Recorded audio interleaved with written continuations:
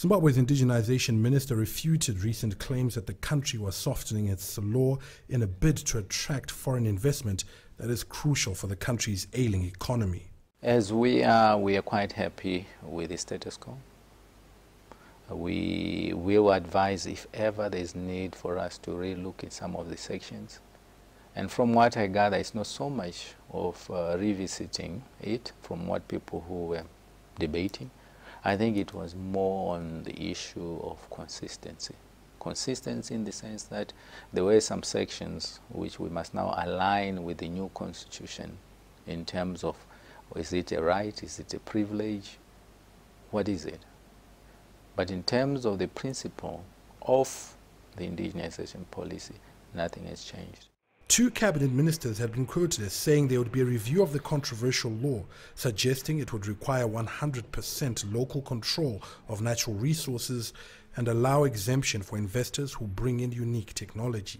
The Indigenization Minister says some of the comments by his counterparts in government are just their own personal input into an ongoing and healthy debate about indigenization as the government tries to come up with the best fit. The law has so far cost the country millions in lost investment. It is a sticking point because the returns heretofore, we've really topped out at $400 million FDI per annum. And that is a pittance compared to the regional average. I think neighboring countries are averaging north of $2 billion per annum in terms of FDI.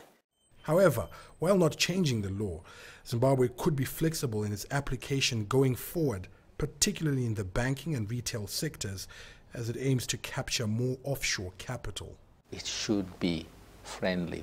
It should be encouraging. It should be a place where every investor, irrespective of where they come from, will be happy to do business. The indigenization boss insists the policy is aimed at uplifting the lives of ordinary Zimbabweans through deriving value from their own resources.